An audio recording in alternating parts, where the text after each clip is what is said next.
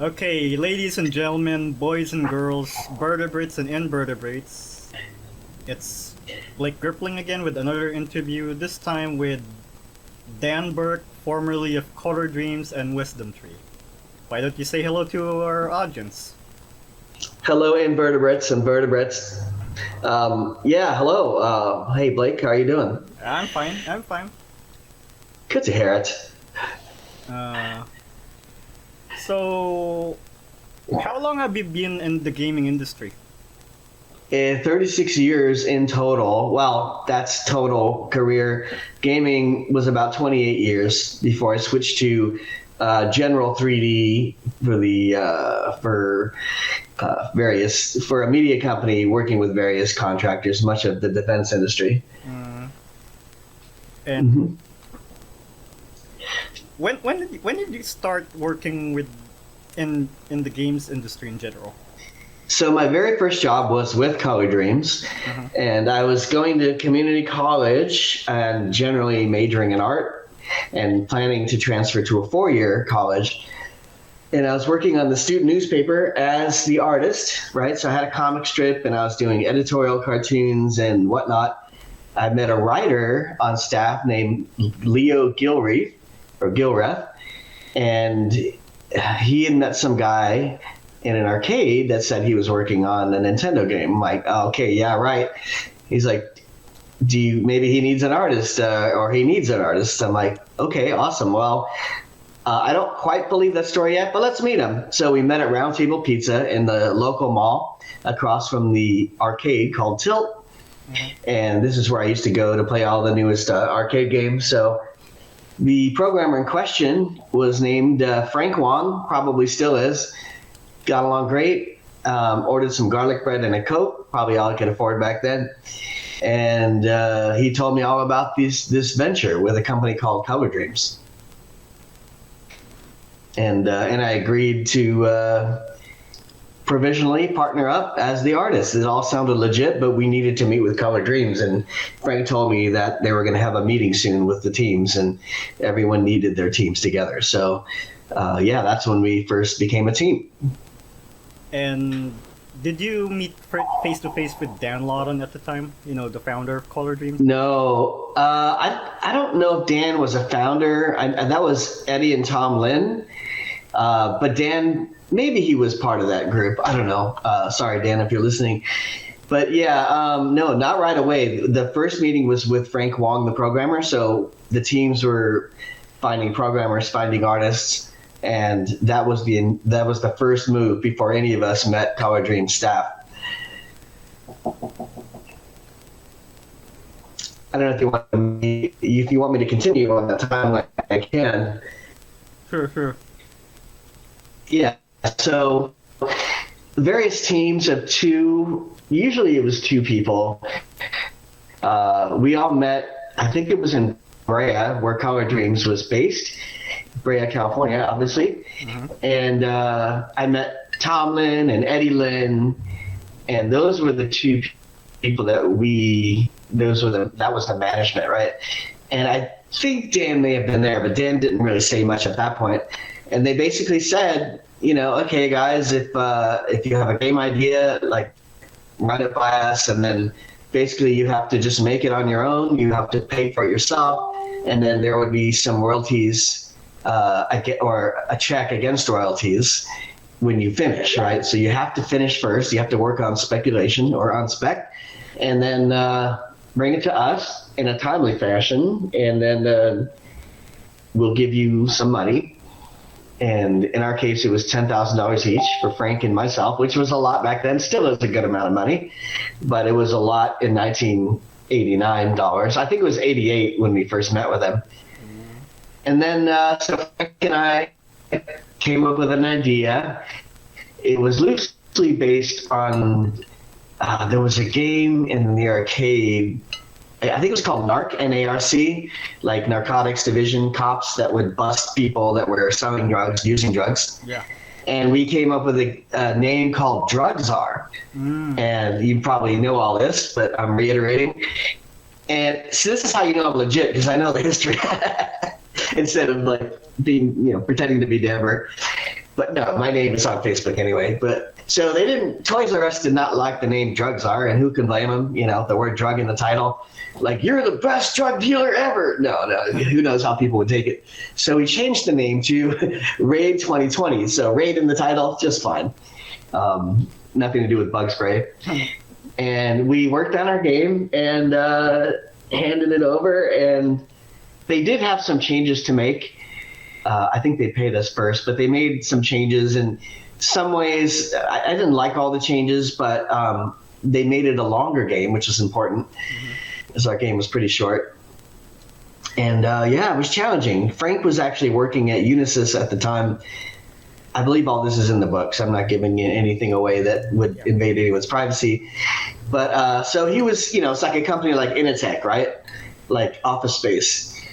Good morning, welcome to Initech. Or, you know, this is Initech. Anyway, he worked at Unisys, quit his job, and he worked really hard on the game, just like me. I was working at an art store called Sterling Art in Irvine, and I told my boss, I'm like, hey, I have an opportunity to work on a Nintendo game, and if you don't mind, not that it matters, I'm going to quit, but, you know, I want to let you down easy.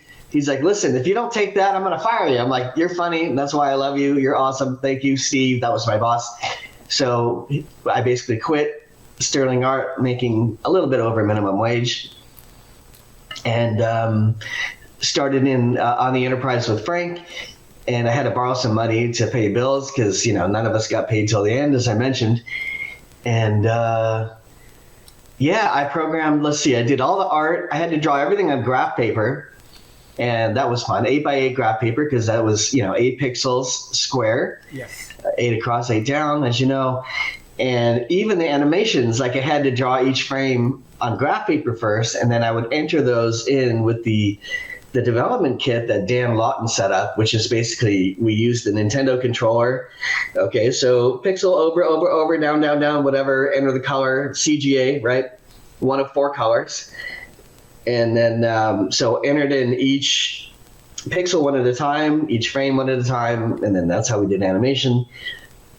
And then I also did the music, so entered in each note as, what is it, not binary, hex. So each note got converted to hex, and I entered those in myself, and spacing and all that stuff. So I tried to get it all right. And then did the manual art as well. Leo wrote the manual for us, so that was cool. He was a staff writer at the Lariat at Saddleback College, so that was appropriate. And thank you, Leo, for hooking me and Frank up. And then yeah, so we delivered the game to Color Dreams, and they checked it out, and they did a lot of things to the game to lengthen it, and they also created this fake 3D effect, which I hated. But basically, when you move Shadow, the main character, he would move diagonally like it was 3D to match the art. And wasn't a fan. It made it very awkward to move.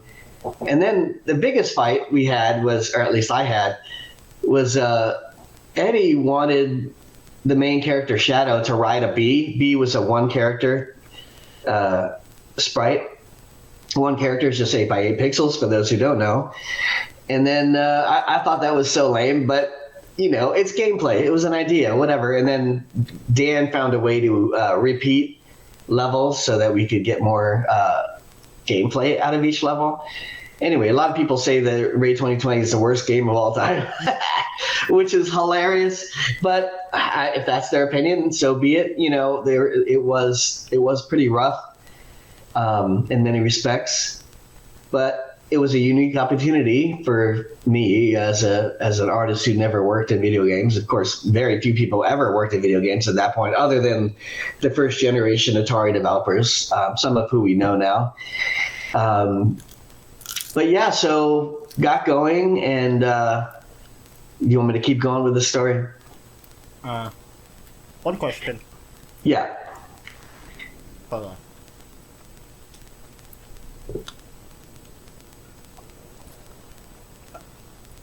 Like, development kits at the time were basically an exercise in being permitted, right? They were what? an exercise in being primitive. In being primitive? Yes. Yeah, they were very primitive, but it worked. And yeah, all the art was done with a controller, so that's pretty primitive. By the time we had a mouse, and I think this was made possible by Ken Beckett. Mm-hmm. What did he call it? Nindraw, I believe. And Nindraw. So Ken, programming wizard, of course, he programmed I forget what it was called. Crystal Mines. Yes. God, I'm bringing back the old memory banks. Anyway, he created Nindraw, and we were able to draw on the computer with a mouse. That was amazing. So, but yeah, otherwise it was bare bones. Yeah, since What's that? retro developers these days have it easy now. Yes. I mean, just, artists in the old days complained about using a mouse. A mouse was luxury compared to using the controller, right? Mm-hmm. Cardinal directions, up, left, right, down. Yeah. But yeah, then the mouse, and then eventually I switched to a Wacom tablet when I worked at Minecraft in '93.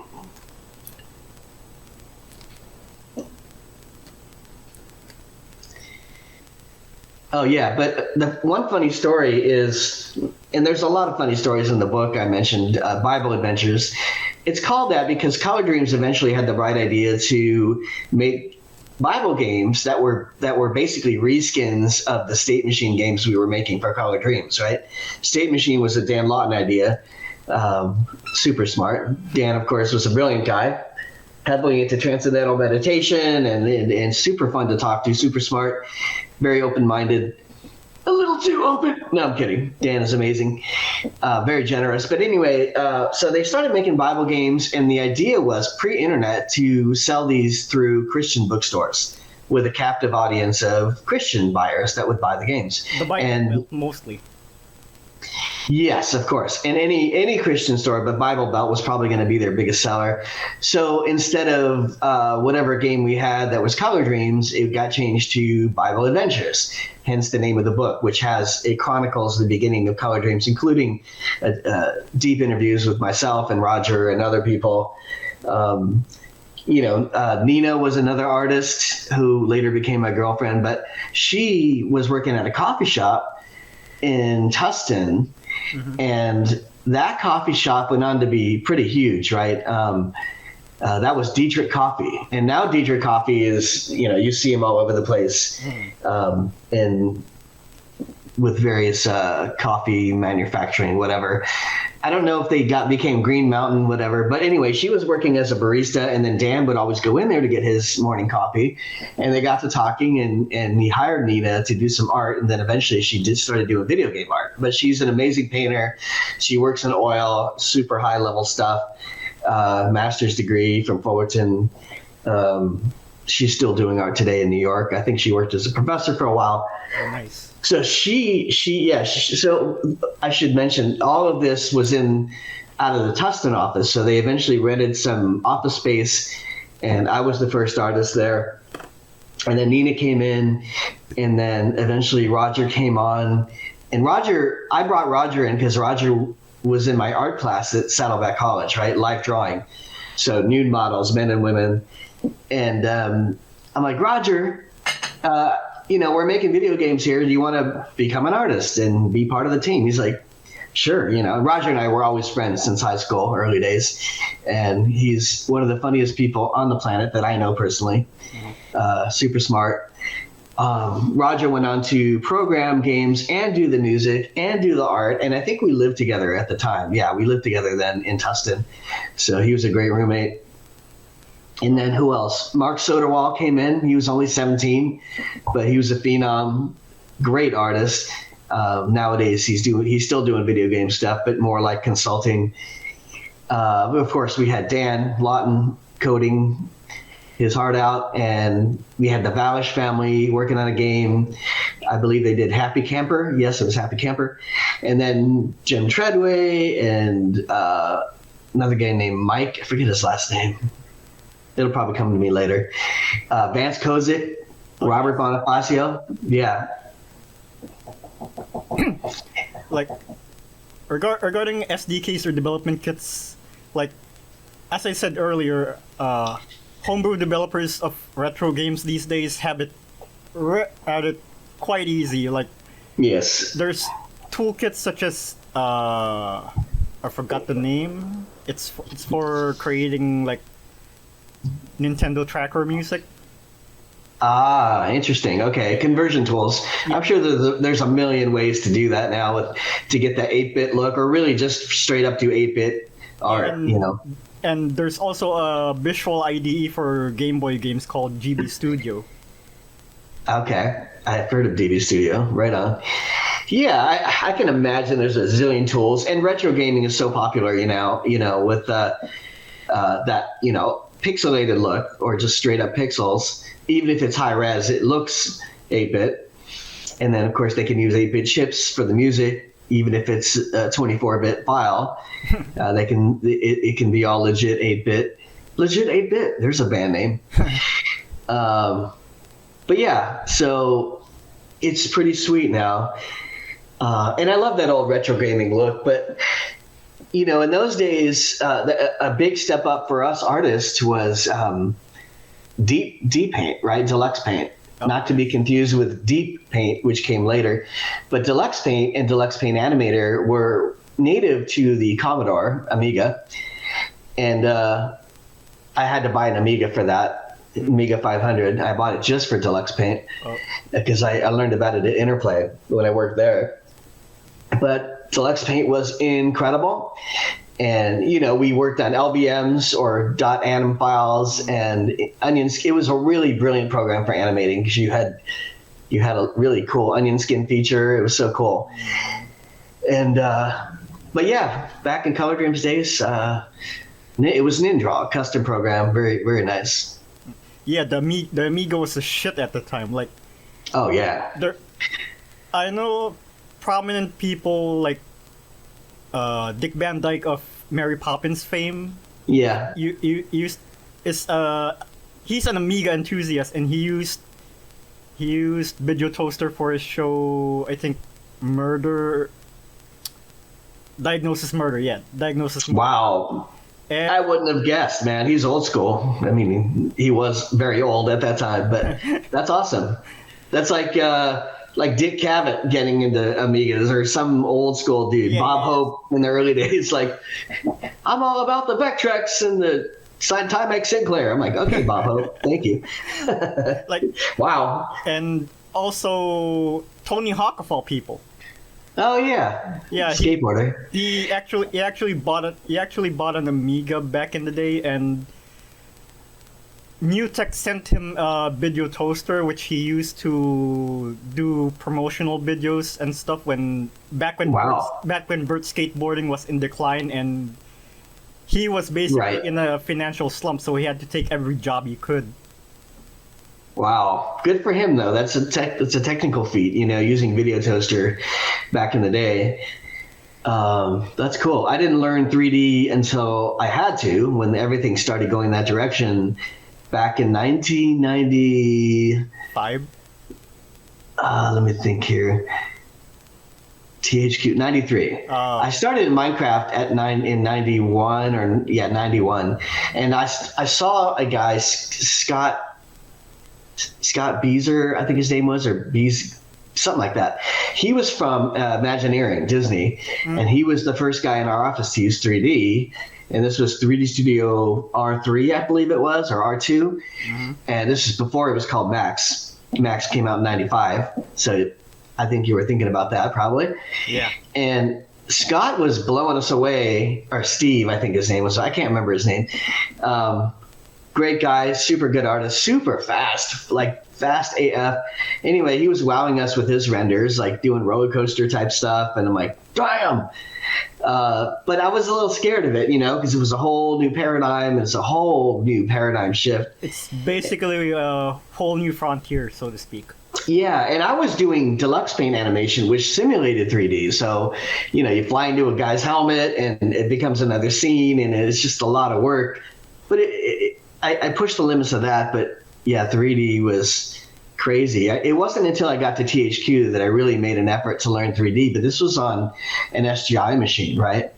So we had SGI. We didn't have Nichimen yet. Nichimen was my favorite, but we had Alias, and Alias was deep, deep, deep, right? It was just, I was going through the tutorials, just trying to learn it, and I started learning, and I was working on a fishing game, so I made my first like a crankbait or something like that, which is just a hard lure that you use over and over again for fishing.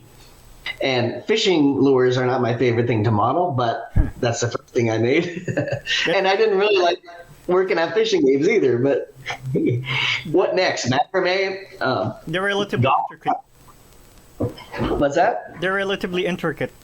Yeah, relatively intricate, and it's a fishing game, but we were starting to dive into 3D.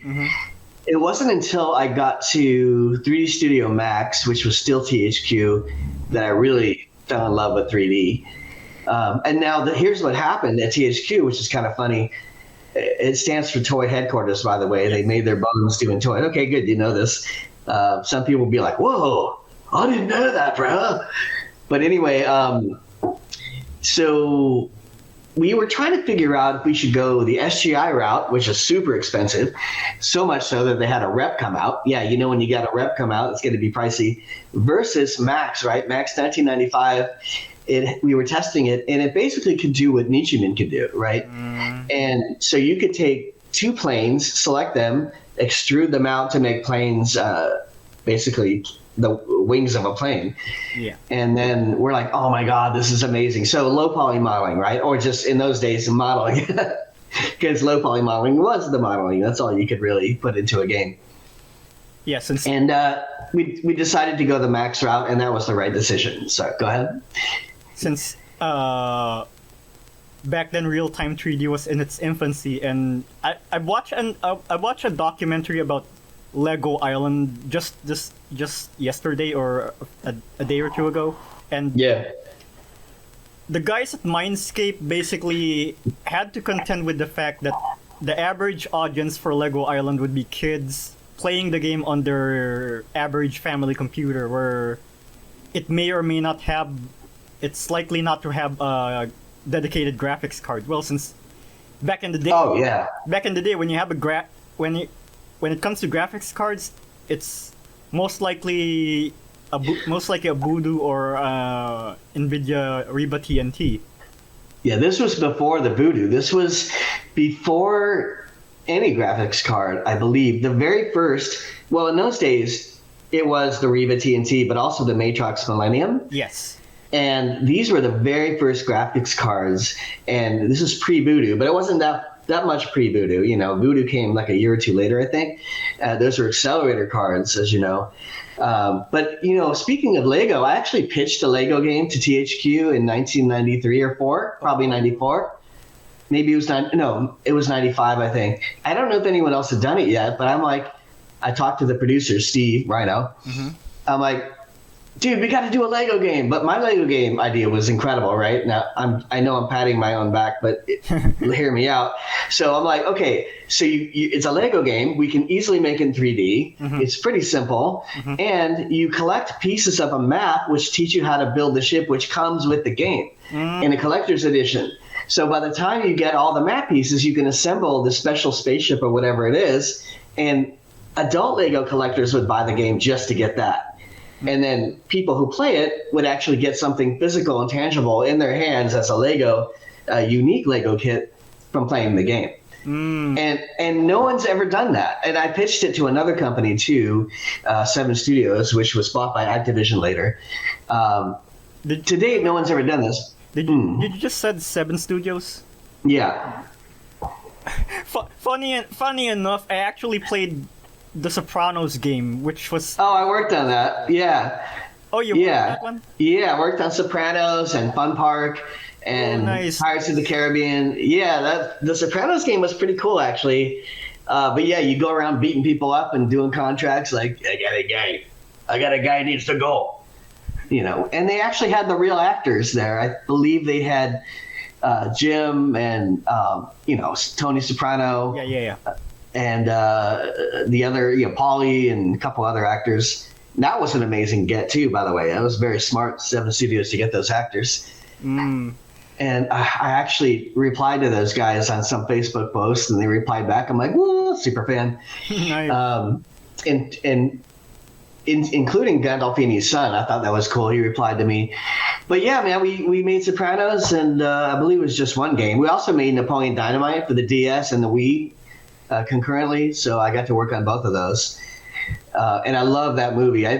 What was cool is John Heater, Napoleon, came through the office, and I missed it, but he got to meet everybody, or they got to meet him. I missed it. I was so mad because I'm still a super fan of that movie. And yeah, I never got sick of that movie, even working on the game. You ever work or know anyone at Webfoot, since their games were published by THQ at the time? Did I what? Ever know anyone at Webfoot? Webfoot? Yes. No. Oh, no. Okay. I know THQ went on to do other things. They were big into third-party licensing, and and of course, I liked original IPs better. But I just don't. I'm not a big fan of licensing. You're too limited, right? Yeah. It's like you got a wrestling game, now you got to make everyone look like the real guys, and it's like I don't even play those kinds of games.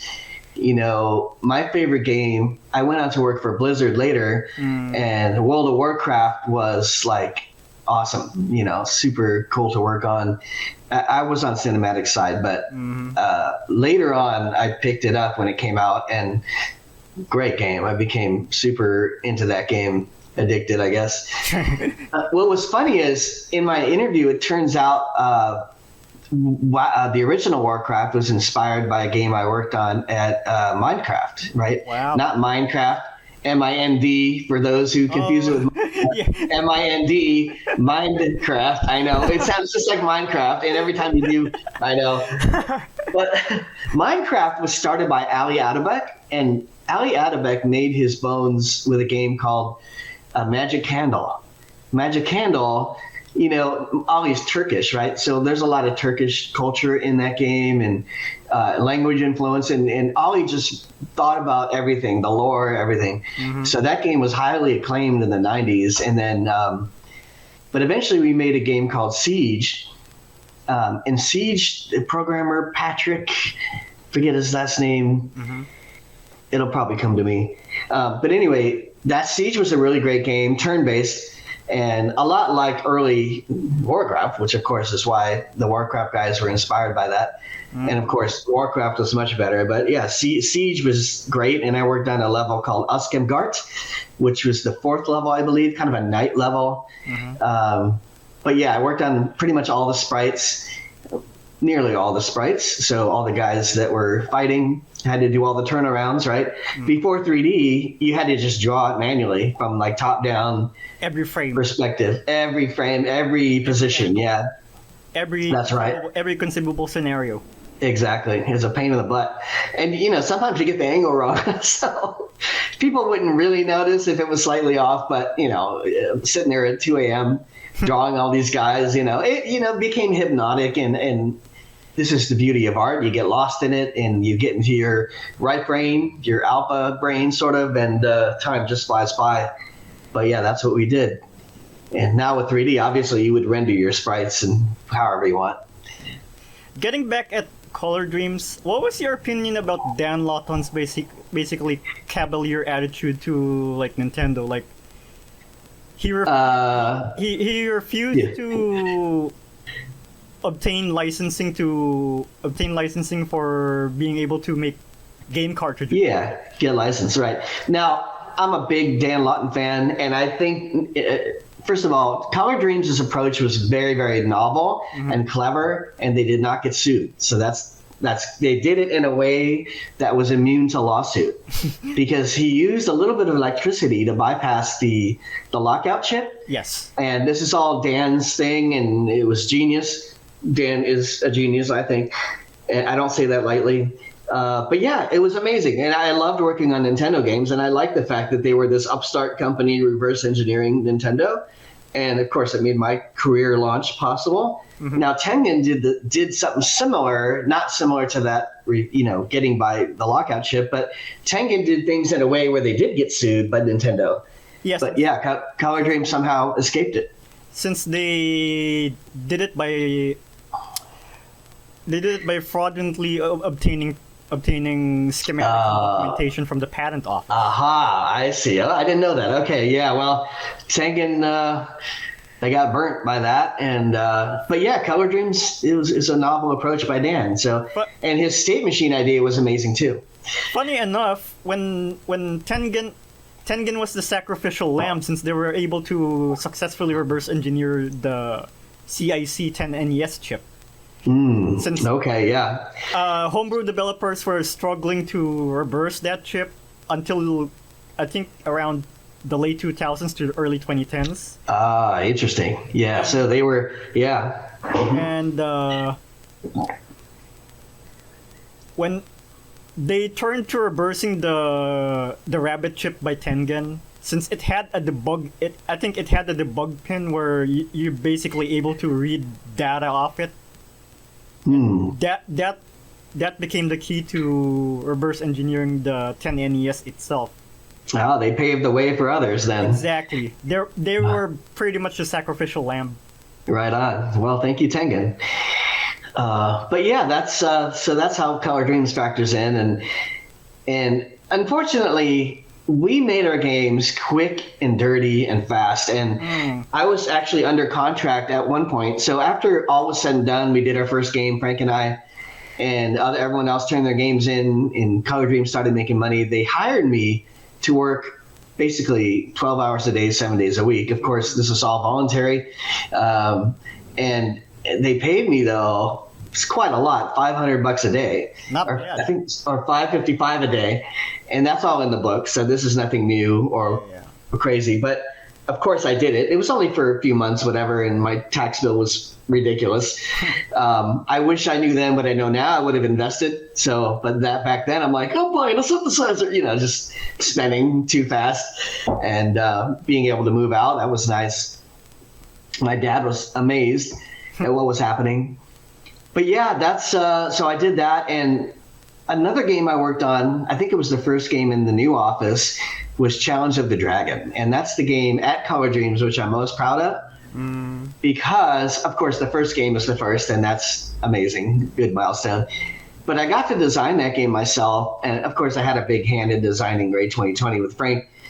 But Challenge of the Dragon was not based on anything else other than a general background in, Kung Fu movies and all that. And actually, it was based on a game that I loved, called Karateka by Jordan Mechner. Yeah, or Jordan Mechner, yeah.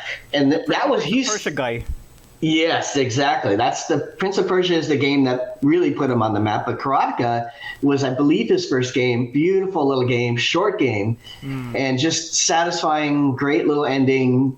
If you're a straight male or a woman who likes women, you get the princess or you get the girl at the end, so to speak.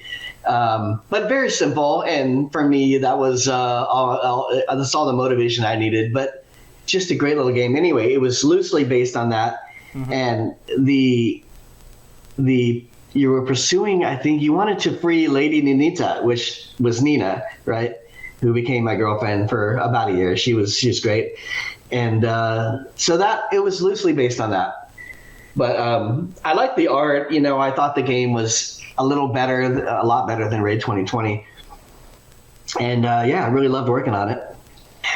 And one thing that intrigued me about Color Dreams is their transition to Wisdom Tree. Like, yes, some commentators state, including myself, to be honest, like the move to Wisdom Tree was basically part cynical, part clever. Yeah, exactly. You're right. And so this is a funny story. I was a Christian when I started working for Color Dreams. Yes. And I didn't want to work on Bible games because of my Christian faith, right? I'm like, it's like the money changers in the churches, right? Exactly. Where exactly. Jesus. You know the story. Yes. Jesus is like, F you guys. Jesus went bonkers, and then he went on a rampage, so to speak, and yelled at those money changers and those vendors and whatever. So I didn't want to work on it and sully my faith for that reason. But then in the process, because Dan and I worked so long together, so many late nights, we would debate everything God and religion, and he was an atheist, right? Even though he's into some quacky transcendental meditation stuff. And I would argue against that at the time. Like, I don't believe people can fly. He's like, Dan, excuse me. He's like, Dan, what the hell is wrong with my voice? He's like, Dan, they can fly. They can really fly 5 feet in the air, Dan. And he's very excitable when he got excited, or he had this certain way of talking when he got excited. And I would just argue with him. And of course, I had my Christian faith. So he challenged that, and I welcomed it because I was always into debate and logic and all that. Yeah. And I had no problem. A lot of people don't like when you challenge their faith. I didn't mind it at all. I'm like, well, I can take this. I can handle this. And so eventually his points got through, and I'm like, wow, he's right. Okay. So I read my Bible and did some introspection, prayed. And eventually I just became an atheist. It took about a month, right? I'm like, okay, this is not true. There's no way. Now, I know you have your own belief or lack thereof, whatever. I'm just telling you my journey. It's no problem. Yeah, no offense to any believers out there, because I've been a believer. I know exactly what it's like. But yeah, and then I didn't want to make Christian games because I was an atheist. So all road, and this is all in the book, and I get nothing from the book, by the way. I just think people that are interested in this need to read it if they really want to know all the gory details. So I didn't want to make the game either way, but I still, so I quit basically, and I went to Minecraft. And what was funny is even when I was at Minecraft, I still drew the illustrations for some of the Bible games, because Nina would say, hey, Dan, we need some cartoony line art for Bible Adventures or whatever, Exodus, and maybe Joshua, whatever the game was. And so I still have those little booklets, those little manuals where I drew like little cherubic angels or Joseph, Mary, and baby Jesus and all that. I had a lot of fun drawing those. Imagine doing a Christian skateboarding game where the only special trick you can do is the Christ air. Yeah, it was comical to me how and it was clever how they converted these games to make them, to give Christian skin, to give them a Christian narrative and or story or cover or wrapping, however you want to say it. Yeah. I mean, the Super 3D Noah's Ark was basically blurs. Like, you took a game about shooting Nazis and then basically boulderize it into Noah making animals quote unquote asleep. Ah, interesting. Yeah, asleep so they could go on the ark, or what was that? Yeah, well, since I never played it. Those animals were basically roaming around the ark and inside the ark, and so you could capture them and bring them to the ark. Yeah. Yeah. No, they're already inside the ark, but. Oh, I see.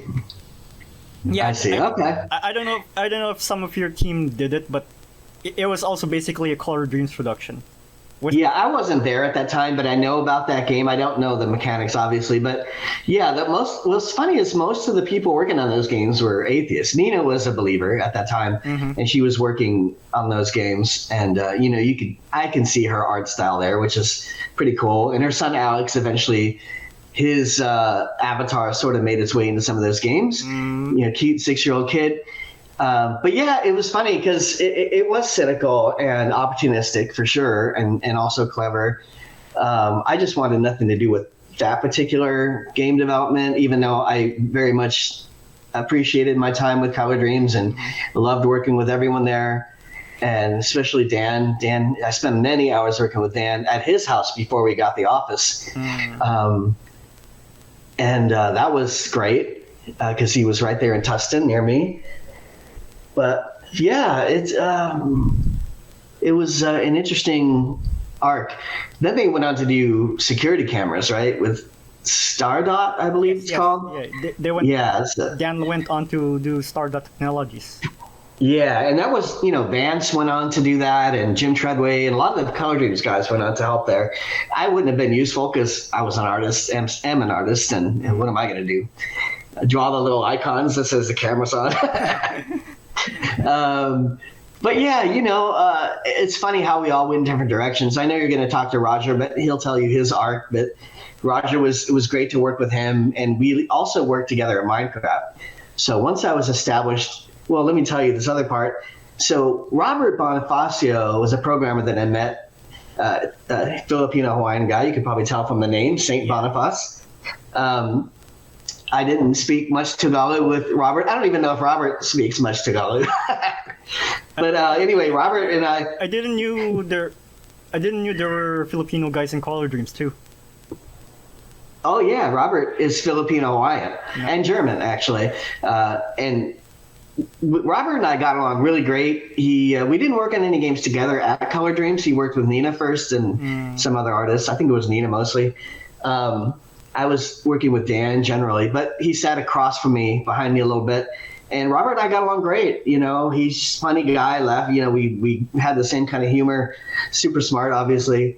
And Robert went on to Minecraft and brought me with him. Basically, we became a design team there and worked on our own games, basically our own ideas, and from scratch, which was too big of an undertaking for Minecraft. They didn't really have the budget for us to really make those games polished, so those games ended up getting shipped too early with bugs, and it was sad. But we had really good ideas: Mercenaries, Strike Squad, and those are the games we developed. And really, we should have spent the time on Strike Squad to perfect Mercenaries, but good ideas nonetheless. And anyway, what was I going to say? But yeah, Robert and I worked together, and then we brought Roger in as well to do all kinds of stuff, to build levels, to, I don't know if he worked on music, maybe he did. Just whatever we needed. Filipino what? Filipinos are buyers. We're everywhere. Thank goodness you guys are everywhere, but salamat, that's the only word I know in Filipino, or Tagalog. I know some bad words, but I won't say them. Oh, yeah. Robert and I have been friends ever since. We were friends for many years since then, still are. And he's in Maui now doing some high-level programming for some, I don't know, security stuff. And he's always, he's doing, what is he doing now? He's doing experimentation with bioluminescence to highlight viruses and cancer research. It's very interesting, and he's using his programming skills for that. And I think I'm allowed to say that. Jeez, it's fine. I didn't give any specifics, but he's doing some awesome stuff. But yeah, man, it's been a road. Been a journey. Is it true, or is there any basis to what some people claim, that you were never sued by Nintendo when Wisdom Tree was never sued by Nintendo out of fears that they would basically spark a PR disaster, because because if they try to sue a Christian company over unlicensed games, the whole Bible Belt will go batshit at them. I never heard that. As far as I know, no Color Dreams technology has been sued successfully, or possibly not sued at all.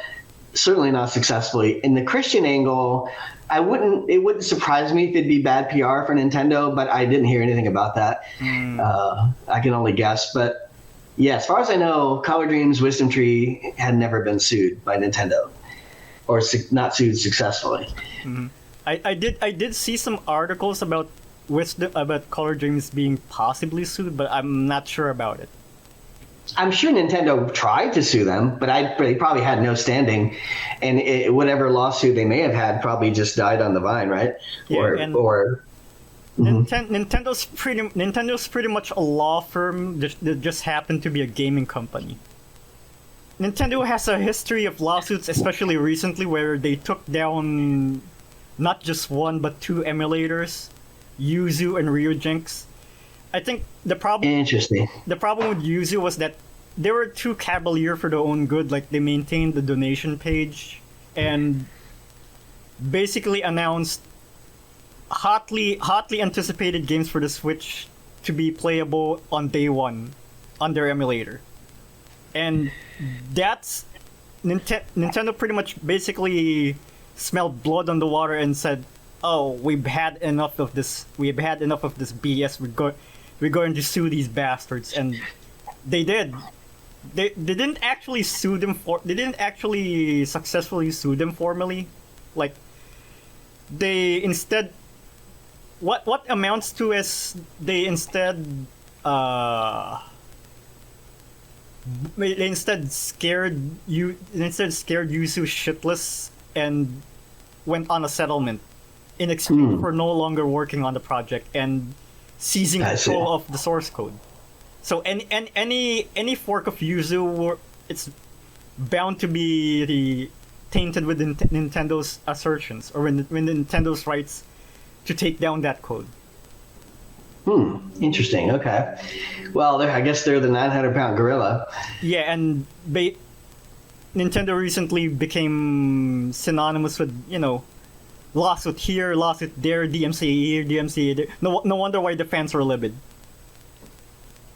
Wow. Okay. You can't.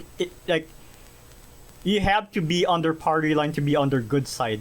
Their management appears to be so conservative they didn't even give a shit about releasing their soundtracks on Spotify, and they want you to listen to their game soundtracks, from Super Mario or Zelda, on their own terms, using their own streaming service.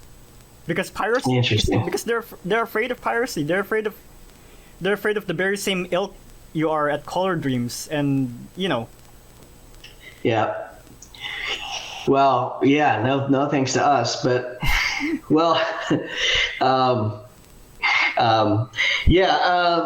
that's just my opinion. I heard that, could be wrong, but anyway, Nintendo, they got to protect their IPs, I guess, their tech, and it makes sense. A lot of companies are like that. Harley Davidson, they will sue you very quickly if you try to use their logo in an unauthorized fashion, and I guess I can't blame them. They got to protect their IP. Same thing with the Hells Angels of all people. Well, yeah, and Disney, of course. Hells Angels have their own logo and brand. It happens. It's funny because I have a band, right, an artist name that I published my music under, called Nucleon, Nukleon. That's the German spelling.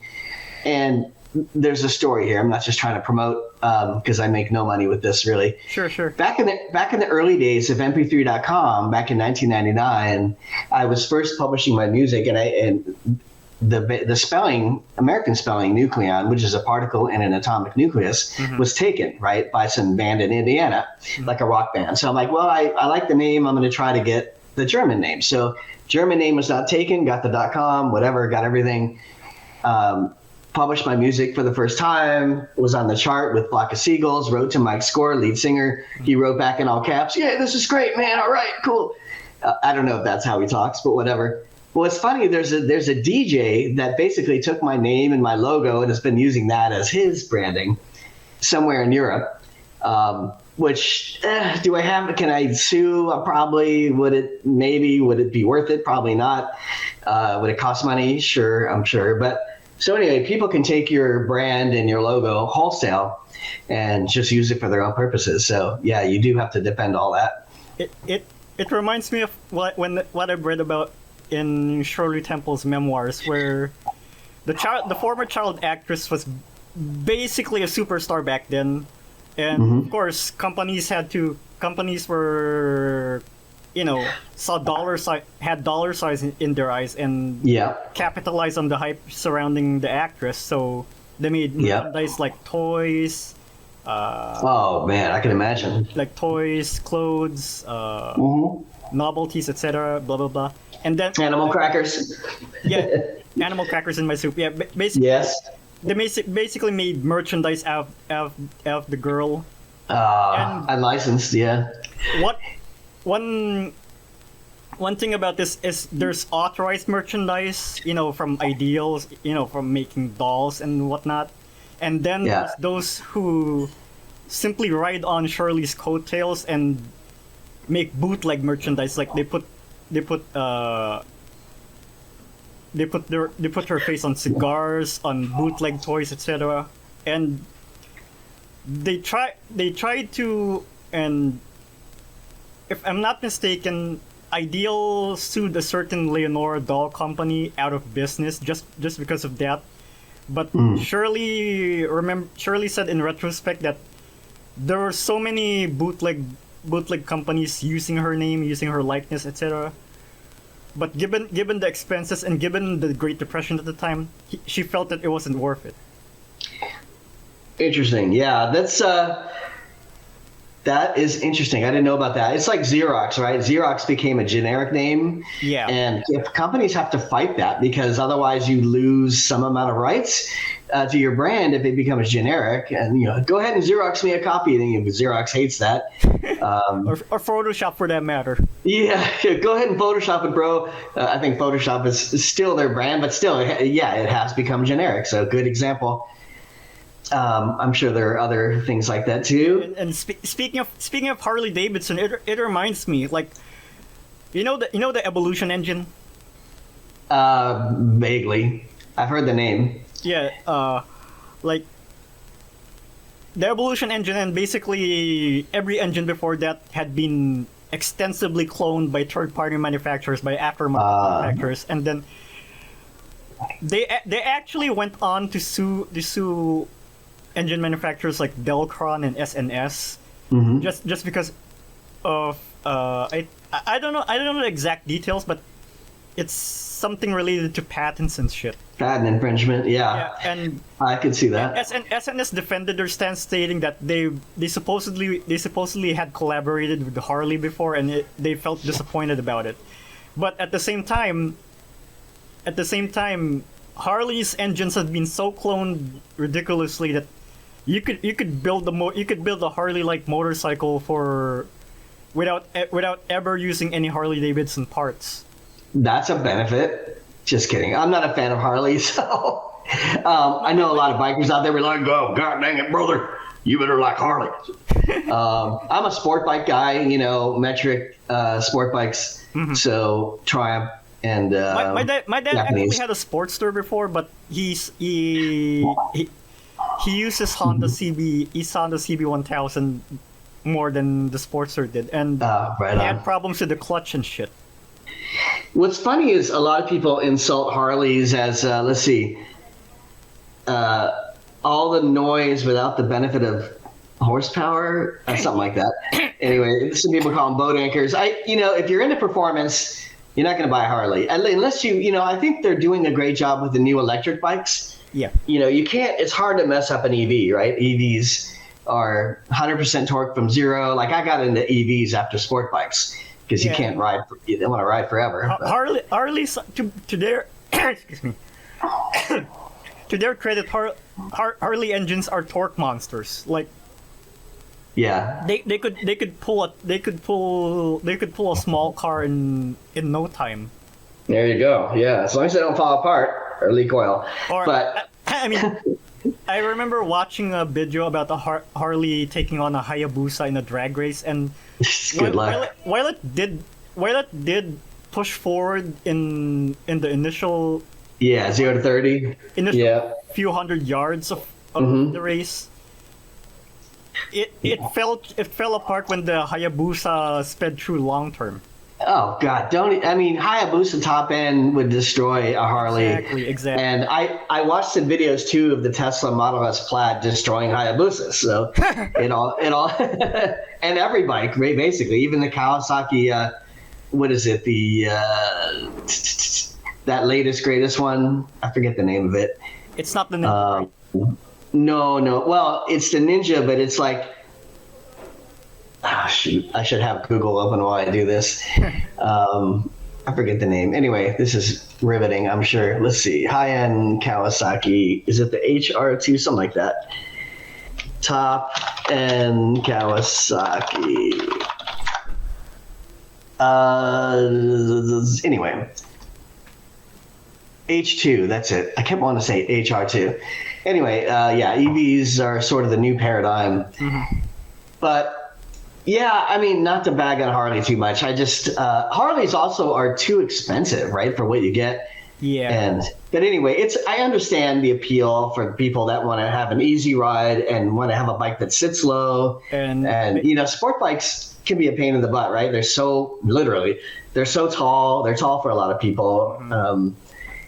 different stuff for different folks, I guess. Yeah. Like nowadays at 56, maybe I'd be more open to Harleys or a Metric Cruiser. But yeah, not everyone wants to be a monkey humping a football, like the position on a sport bike. A crotch rocket. But if you crotch rocket, right? So, different strokes, exactly. Sorry, we're way off topic, but If you have any questions, feel free to ask. Other questions, I should say. What do you think about the gaming industry these days? Oh my God! So, gaming industry is so. There's so much money in it. There's so much time invested. Mm-hmm. It's years and years of development for AAA games. Casual games are great. That's a different thing. Yeah. But AAA games, they're a huge investment. And sometimes those companies, they will go bust before they can get a AAA game out, right? They'll lay off everybody. And the games industry, historically, you had to move somewhere where the game company was, like remember 38 Studios? Yeah. 38 Studios went under, and you had to move to Boston or wherever they were. And who the frick wants to live in Boston? Not me, but maybe some people do. But then you join the game company, you work on this game for so many years, and they go under, and now you got to move back or move to some other place. So COVID had a silver lining. I'll come back to the topic here, but the silver lining was work from home was a forced experiment across the world, and companies realized very quickly, if they were smart, that people can work from home just fine, if not better, and you can save all that company overhead not having to lease an office, right? So the other thing is it expanded the talent pool worldwide. So now you can be in the Philippines, you can be in SoCal, you can be in Oregon, you can be in freaking France or wherever you want to be on the no more Mir space station. You can be on the ISS working from home, so to speak, and be on Mars once that opens up. So for me, that was amazing. And the game industry is a lot more accessible now with a lot more, a bigger candidate pool because of that. Smart companies will allow you to work from home. Mm-hmm. The other thing that happened in the game industry is for a while, they were forcing us to use certain 3D programs, also known as DCC, Digital Content Creation Tools. Yes. And I was forced to use Maya. I freaking hate Maya. And the problem with this is I'm a Max guy, right? As I said, I'm a Dapper Dan man as well. I don't use pop. When can I get some Dapper Dan? 2 weeks. 2 weeks from anywhere. That a temporal oddity.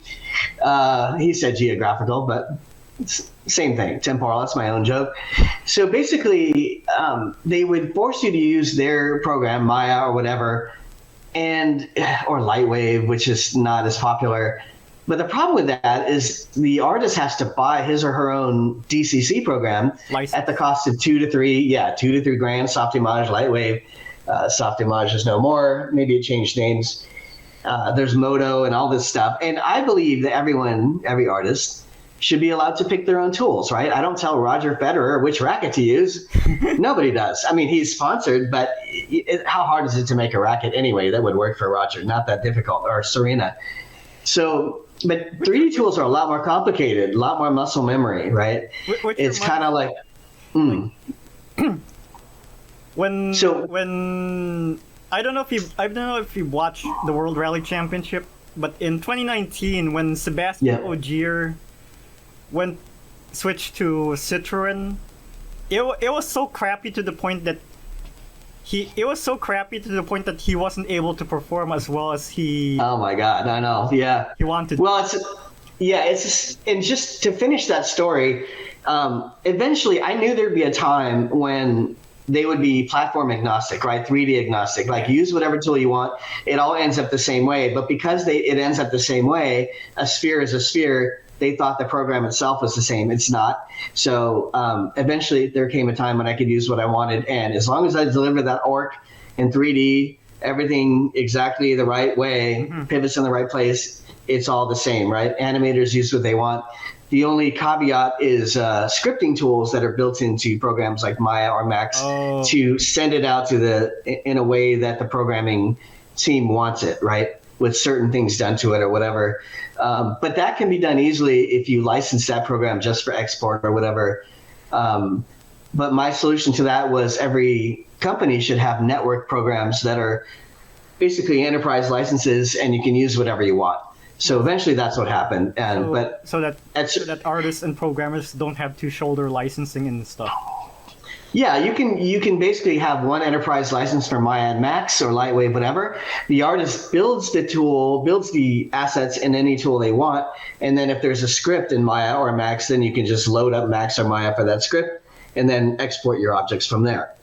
And that's the only thing that makes sense. And eventually it came to that, but at certain companies that rhyme with NVIDIA, they forced me to use Maya. I'm like, F Maya, Maya sucks. And it's funny because the more I used Maya, the more I hated it. And usually it's the other way around. Familiarity breeds love, usually with programs, but nope. So eventually I went back to Max, and no one tried to force me to use Maya, thank goodness. But yes, to your point about Citroen, I watched MotoGP, which is motorcycle racing, no surprise there, right? And I was a big fan of Valentino Rossi before he retired. Mm-hmm. And any bike that he rode, he could win on, except Ducati. He couldn't win on that Ducati. But now Ducati is aces, right? It's really good. They've developed their bike to a high level. And I haven't watched in a couple of years, but I know the champion was winning on Ducati. Forget the guy's name, Italian guy. But yeah, the vehicle matters, the program you're using matters. But with an artist, a 3D artist, it takes years to develop muscle memory, and usually the artist has bought his own scripts or written his or her own scripts or whatever. You've added on to the program, you've learned it to a high level, and the last thing you want to do to an artist is say, well, we use Maya. Like, screw you, I use Max. That's what I'm using. I'm the artist. That's my portfolio was built using my choice of program. So yeah, the game industry got better in that regard. They became DCC agnostic, which is what they should have always done. Yeah, and it also reminds me that Blender has basically democratized 3D content creation in recent years. Like, yes. I use Blender nowadays since most modders now develop tools for exporting assets to Blender. Like, for example, if you want to mod Grand Theft Auto, there's a plugin for importing and exporting renderware DFF files to it. Blender is incredible because it's open source, as you know. Yes. And they finally got rid of this stupid interface thing with the right mouse button and all that. Now you have a choice. You can pick industry standard keys. So that's amazing. 2.79 earlier was a cryptic pain in the rear. Yeah. When they switched gears in 2.8 and up. Yeah. It was a game changer. Like, absolutely. I managed to got through Blender's what you call that? Tutorials? No. Skill ceiling or I don't know what to say about it. Like, there's this barrier to entry for me with Blender when it comes to the interface. Since I was also back in the day, I was also very much used to 3ds Max. Oh, learning curve. That's what it is. Yeah, learning curve there. Yeah. Mm-hmm. Like, there is a learning curve for sure. Yeah. And for me, as a pro 3D artist in Max, I mean, I don't know Blender very well. I know it okay because I use the industry standard key set. Yeah. And yeah, I'm sorry, you were finishing your thought there, but you were a Max guy and you were trying to use Blender in the old way. Mm-hmm. Mm-hmm. Yeah, that the way they set it up was so stupid. Basically, it didn't match anything that artists were using, but they figured it out. And I used it. Blender in 3.0 when the changes were in and I could change the interface, and I love Blender now. I think I have Blender, it's free, and that's the beauty of it. Even if you just use it as a conversion or an export tool, it's free. So it's easy, it's no skin up your nose other than hard drive space, right? And then the add-ons for Blender are incredible. They're super powerful, they're super modern, and they're super cheap. So, you have hard ops and you have box cutter and all these amazing add-ons. So plus you have in viewport rendering and PBR viewport. So it really, any new artist that wants to learn 3D, Blender is the ticket. Yeah, and speaking of Sopranos, the reason why I brought that one was I actually tried to if you don't mind if I say this, but I actually tried to get the models of that game since it since it was the only game I know of that had Tony Soprano and company in it. And from what I've read on reverse engineering forums, they tried to reverse engineer the archive files used for the game, but it was a pain in the rear.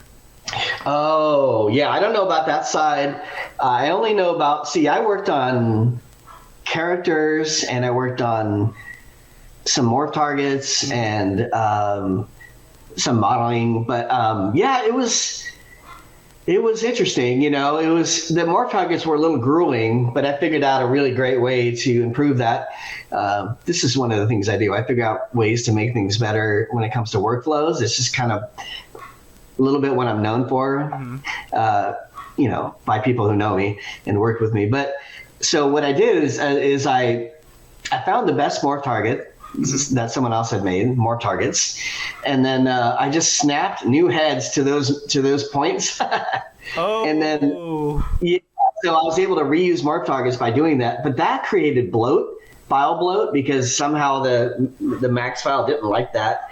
So then I used a tool developed by my brother called Automat. My brother Steve Burke, who worked at NVIDIA for 20 years and also worked at Minecraft with me, and he's 10 months my junior. So we're Irish twins, Irish-Italian twins. And anyway, he worked on a tool that cleans models by resetting the geo in some way, and then that got rid of the file bloat. But then I think before I had that tool available to me, Danny Rosen at 7 Studios, he wrote a tool quickly that did that for me. So I got rid of the file bloat using his tool, which basically replicated that process. And but yeah, I was able to reuse morph targets. Anyway, that was a fun game to work on. You know, we didn't, obviously the texture resolutions then weren't not super high. It's all real time. I think it was PlayStation 3 or something like that. PlayStation 2, thank you.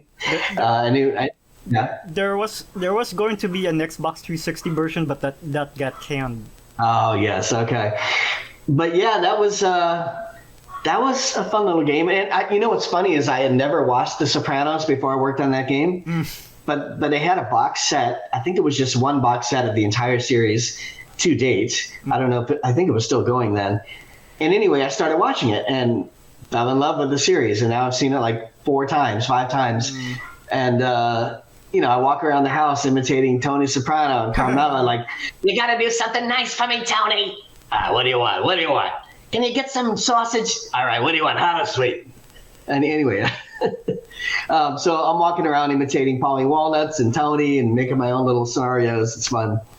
Love the series. Didn't love the ending. What happened to my cable? But a lot of people had the same reaction. Sorry, spoiler, guys.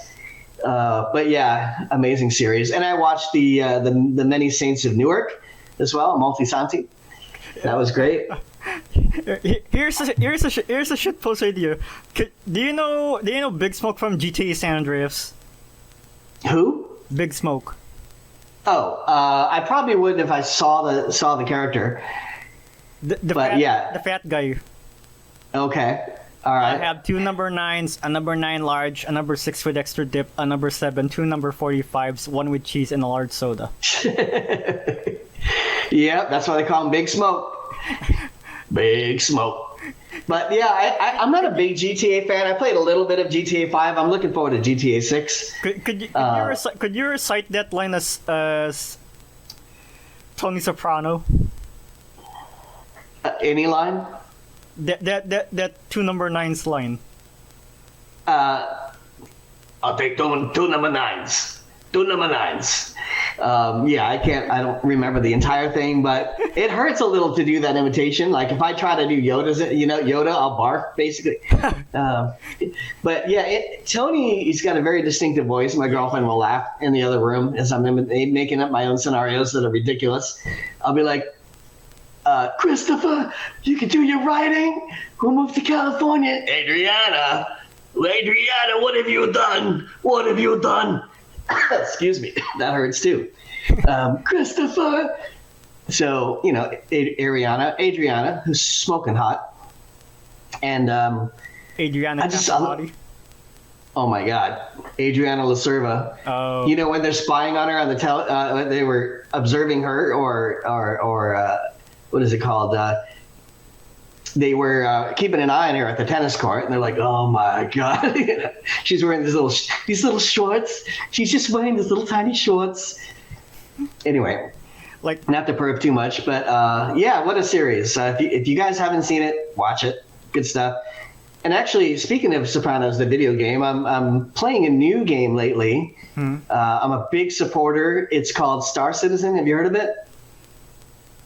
I think one of my friends played it, but I never got to it. Basically. Okay, so Chris Roberts, he's my age. He's a month older than me, 56. He made a game called Wing Commander back in the day, right? And I actually built my first computer, a 386 SX, not even the good one, just means sucks. Must mean sucks. There's got to be a U in there. Not the DX. Anyway, I built a new computer just to play that game, and it was amazing. Came out, I believe, in 1990. For its time, beautiful game. And I believe they used low poly 3D. Yes. Dennis LeVay was principal artist, and Dennis is great. We're friends now on Facebook. I don't know him super well, but we talk a little bit. And how I met Dennis was 3D Max conference, the very first one. I rode in a bus with Gary Yost of the Yost Group. They developed 3D Studio. Oh. And I saw Dennis there, and I don't know if I knew at the time who he was, but it turned out that was him. And I was already a big fan of Dennis's art and Ultima. And we got to talking, and he's a hilarious guy, super bright. And anyway, so I was always a big fan of everything Origin and Chris Roberts, who started out at Origin, and Richard Garriott, of course. Ultima 3 was the very first computer game I ever bought for the Atari back in the old days. And so I had a very big affection for the Ultima series and everyone who made it. So I started playing Wing Commander. I played Privateer. I met Chris Roberts and Richard Garriott at the CES show, Vegas, one time. And this is old school, right? CES before E3. Yes. And they were both great, very friendly. Of course, they're there as themselves, representing their game and their company. And then what's funny is, eventually I went to go sell my Ultima 3 cloth map on eBay, and guess who bought it? Take a wild guess. Who bought my cloth map on eBay? It was Richard Garriott, Lord British himself. Oh, no. And he was listed as Lord British, so I packed it up. My little heart was beating out of my chest. Packed it up, put it in a box with a fan letter, and just gushing all about, Lord British and everything Origin and this and that, and my fan story. He did not leave feedback. He's basically a legend. He's a legend. So I sent it off to his castle. Yep, his castle in Austin, Texas. And he did not write back. He did not like anything. He did not send me feedback in eBay. Just took my cloth map, and he probably put it on a wall or something. I don't know what he's doing with them. But still, I have a great story now because of that. And then, and I kind of had a chance to work for Origin at one point. But I didn't pursue it. I had other stuff going on. But so Star Citizen is a Chris Roberts production, right? And obviously he had his whole history making different games, and he's always wanted to make a really great space sim. So a lot of people call Star Citizen a scam. Those people are idiots. They don't know what a scam is. They don't understand Chris Roberts' history of trying to make the best space sim, or the BDSSE, best damn space sim ever. Anyway, it's an incredible game. I've been backing it since before it was actually really playable. It was just a hangar module with a few ships, and that was in 2015. And that's not the earliest you could have played it, but that's when I started going on 10 years, right? This summer it'll be 10 years.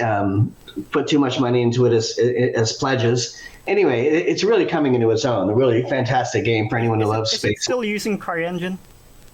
No, they gave up on CryEngine because CryEngine could not support the scope of Star Citizen. So CryEngine, I believe, was bought by Amazon, became Lumberyard. And so they were using Lumberyard, which they heavily modified to be Star Engine, basically. So yeah, that's the evolution of that. I believe they got sued by CryEngine. CIG did, Cloud Imperium. I believe that CIG won that lawsuit. If I'm not mistaken, Amazon simply licensed CryEngine to become Lumberyard, and Yes. and Lumberyard went on to become Open 3D Engine, which is basically in essence an open source Libre version of CryEngine. Yeah, the one Star Citizen is using was based on Lumberyard. I don't think it was based on the open source version, but they've since modified it heavily because they have their whole Planet Tech, which is the first of its kind, debuted in 3.0. Since Star Engine has basically literally a very wide scope, literal space and all that, they had to contend with floating point precision and so on. Yeah. I'll take your word for it. Whenever you try to venture far out into the distance, the floating point I'm not a math expert, and I am in fact terrible at math, but same. From what I know, if you venture far out into the distance, floating point accuracy is basically gradually compromised. The more you venture out, and to the point that models jitter out when you go too far. Yeah, I don't know about any of that. I just know that the scope of the game is enormous, and they spent so much time working in the foundation that people, especially impatient gamers who don't know anything about game dev, became impatient and thought it was a scam. Like, oh, they're not, they assume that a projection is a promise. That's not how game dev works. Everything is a projection. Everything is a guesstimate. Sometimes things get pushed back. It's like developing EVs for the first time ever. Doing the impossible merely late, as Tesla likes to say. But yeah, they're doing it, man. Their Planet Tech is incredible. It's buggy. It's alpha, and it's been alpha for a long time. It's over $700 billion spent or pledged. But a lot of these super AAA games are super expensive as well and take at least 5 to 10 years to make. That's just the reality of game dev now. Everything is so high level. The graphic level, the amount of time it takes to develop 3D assets, to develop a working spaceship with all kinds of rigging and tech. I mean, it takes a lot. It's very expensive, and devs are expensive, especially if they have experience. And contrast that to one ZX Spectrum programmer named Don Priestley, who used to work on games based on a certain art style he developed to work around limitations with the ZX Spectrum's color. Like he prefers to work lone wolf, and when the time came when game companies basically had to hire a team of programmers, artists, etc. to set things up and develop games, he quit the games industry altogether since it's not his style to collaborate. Interesting. Yeah, I can understand the lone wolf mentality. You don't have to deal with anyone else. You don't have to compromise. You can take as long as you need. You can go as fast as you want. There's no running things by anyone else. And in the games industry, I've discovered that you can only have so many people, only so many chefs in the kitchen. It's almost always worse if too many people are fighting over ideas. Even one other person has been challenging in the past. Like Frank Wong and I, a couple times, would have these big knockdown, drag-out debates about just the dumbest thing, right? And we eventually came to a consensus. And sometimes one personality has to win over the other, depending on how vociferously you defend and promote your idea and how important it is to you. Because sometimes people have bad ideas, and because some people have bad ideas often. So if their ideas get rejected, sometimes they really try to push through a bad idea because they're tired of getting rejected, and that also sucks. But you really just need the best designer to be in charge and have the final say. And that's why you have a lead designer or a game, what is it called? Game master, or what is it? Someone in charge that makes final decisions, and everyone else feeds them ideas, but they have final veto. Sometimes, so more than two people, it gets really ugly when it comes to design. And in the early days, we did everything. We did design, we did the art, programming, whatever. And sometimes we often wore many hats. Just like in the very early days, it was Ziploc baggie, right? One programmer did everything. And there's a diskette in there, maybe a 5 1/4 inch floppy. And then they did the music, and you see the title, the credits like, art by Joe Schmidlap, music by Joe Schmidlap, programming by Joe Schmidlap, QA, Joe Schmidlap, packaging, Joe Schmidlap, marketing. I'm like, listen, dude, you can just say game by Joe Schmidlap and call it a day. It wouldn't matter. It wouldn't matter, but some people just love to see their name in lights. Whatever, if you're making your own game, you can do that. Yeah. Let's get back into game licensing, like, for example, working with licensed games. Sure. When you mentioned that one, like, you can't do this, you can't do that, and you have a litany of things that you mustn't do to their characters. Yeah. For example, with Avril Lavigne, who appeared in the first Sims game, specifically The Sims Superstar. And Sims, you said? Yeah, The Sims 1. Okay, interesting. And they basically laid out a list of what Avril Lavigne can do or cannot do in game. Like, they can't. She can't die. Yeah. She can't die. She can't go woohoo or whatever. Like. Yeah. And then I've had enough of this room with no windows and no toilet. And no door.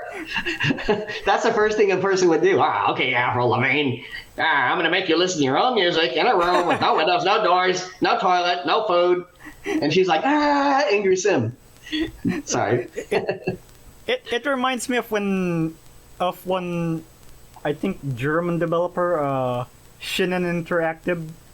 Like, okay. They were contracted to develop a Strawberry Shortcake game for the DS. I love that game. No, I'm kidding. Never played it. I believe it was published by THQ. I'm not sure. No, it's not THQ. It's the Game Factory, rather. Okay. Okay. One developer who commented on a gameplay video of the Strawberry Shortcake game in question stated that while I think they may have enjoyed developing the game more or less, but they also had to contend with the licensor. Yes. Yeah, that's always an issue. Yeah. Especially for children's games,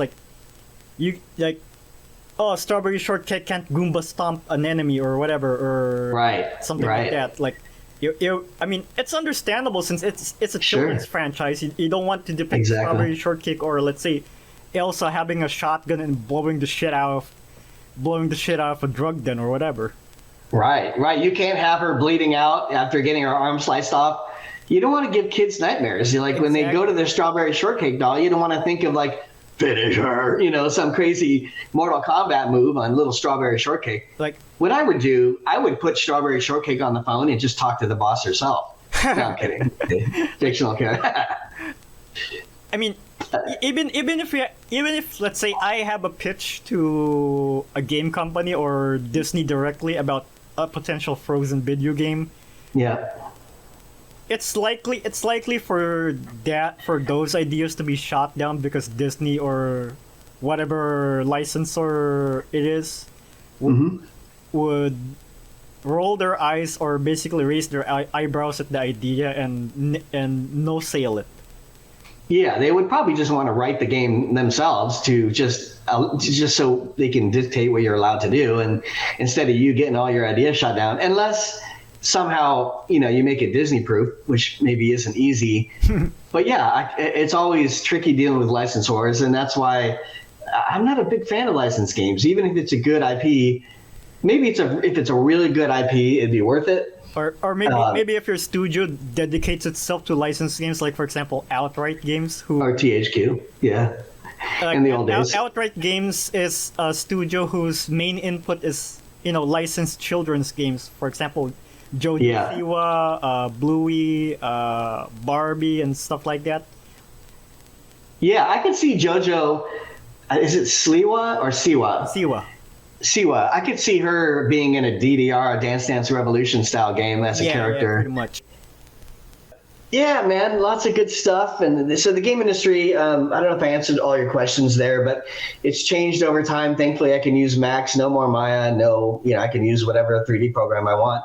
And I know some whole companies have changed to Blender because Blender is free and open source. So why wouldn't you, right? You can save a lot of money. All right. This has been quite a great interview, and I enjoyed a lot. I enjoyed basically having some time with you. And yeah, man, it's good talking to you. Do you have anything else to say, like shout outs and whatnot? Let me think here. Well, I'm not in the game industry now, but I kind of love it because it's more steady work. It's not so IP based. In other words, if the IP goes under, the game gets canceled. I'm without a job potentially. So none of that. And I prefer what I'm doing now. But the game industry was amazing, and it was 28 years of my life, and enjoyed it a lot. And I got to do a little bit of everything: art, music. I met some great people, and many of whom I'm still friends with today. Yeah, it's been a ride, man. My start in the industry was wild, and I don't regret it. But yeah, thanks for the interview, Blake. It's been good talking to you. Good to meet you, and yeah, hopefully you get a ton of views. See you soon. All right, take care, man. Bye-bye.